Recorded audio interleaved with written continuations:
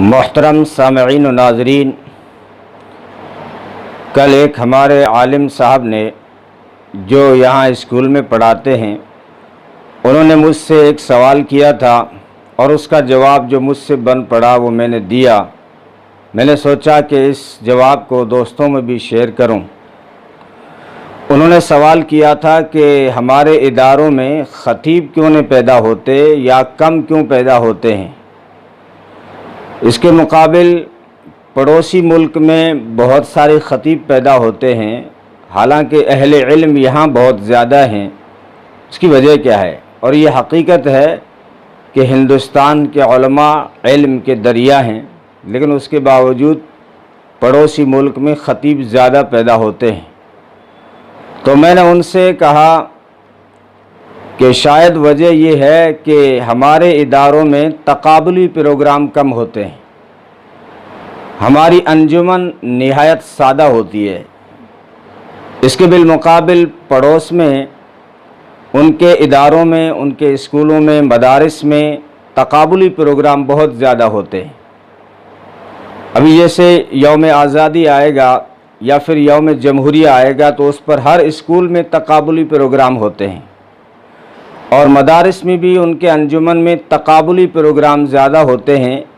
اس کی وجہ سے خطیب زیادہ پیدا ہوتے ہیں۔ ہماری انجمنیں سادہ ہیں، بچے اپنی اپنی تقریریں کرتے ہیں۔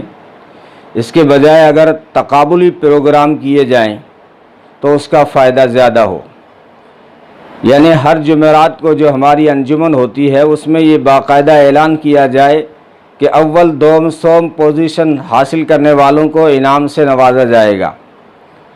اب اس سے کیا ہے، بچوں میں ریس پیدا ہوگی۔ ہر بچہ چاہے گا کہ میرا نام ہو، اس ہفتے میرا نمبر آئے۔ اگر نمبر نہیں آیا تو وہ اگلے ہفتے زیادہ محنت کرے گا کہ اس جمعرات کو، آنے والی جمعرات کو کسی بھی طریقے سے مجھے اول دوم یا سوم پوزیشن حاصل کرنی ہے۔ تو ہر سال جب اس طرح کے انجمن چلتے رہیں گے تو کم سے کم ہر مدرسے سے ہر سال کم سے کم 10 خطیب ضرور پیدا ہوں گے۔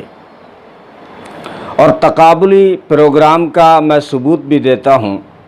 زمانے جاہلیت میں تو خیر وہ 40 سال سے شاعری میں اور خطابت میں مسابقے مقابلے کرتے آ رہے تھے، لیکن نبی پاک صلی اللہ علیہ وسلم نے بھی اس طرح کا کوئی پروگرام کرایا ہے یا کرنے کی اجازت دی ہے؟ ہاں، بالکل تقابلی پروگرام نبی پاک صلی اللہ علیہ وسلم کی موجودگی میں ہوا ہے۔ جب بنو تمیم والے آئے، انہوں نے کہا کہ ہم ایسے ہی اسلام قبول نہیں کریں گے۔ اگر اسلام اتنا ہی سچا مذہب ہے تو ہمارے سامنے ذرا خطابت کر کے دکھاؤ، ہمارے خطیبوں کا مقابلہ کر کے دکھاؤ۔ اگر خطابت میں ہم سے آپ جیت جاتے ہیں تو ہم اسلام قبول کریں گے۔ تو نبی پاک صلی اللہ علیہ وسلم نے اپنی تیار کردہ جماعت پیش کر دی، اور بنو تمیم کے خطیب بھی آئے، اور اس میں جج اور فیصل جن کو بنایا گیا تھا وہ اقرا بن حابس تھے۔ بنو تمیم والوں نے بھی اچھی تقریریں کی، ان کے خطیبوں نے بھی اچھی خطابت کی، لیکن مسلمانوں کے خطیبوں نے بھی بڑھ چڑھ کر حصہ لیا، اور خاص کر حضرت قیس بن ثابت جو خطیب الانصار اور خطیب الاسلام کے نام سے جانے جاتے تھے، انہوں نے اس پروگرام میں ایسی تقریر کی کہ جو جج تھا اقرا بن حابس، اس کو لکھنا پڑا کہ آج کے پروگرام میں مسلمانوں کا خطیب قیس بن ثابت اول پوزیشن حاصل کرنے میں کامیاب ہو گیا ہے۔ تو خیر، آپ بھی جو ہے اپنے اداروں میں جو انجمن ہوتی ہے اس میں باقاعدہ ایک استاد کو فیصل کی حیثیت سے، جج کی حیثیت سے بٹھا دیں، اور ہر جمعرات کو اول دوم سوم پوزیشن کا اعلان کریں۔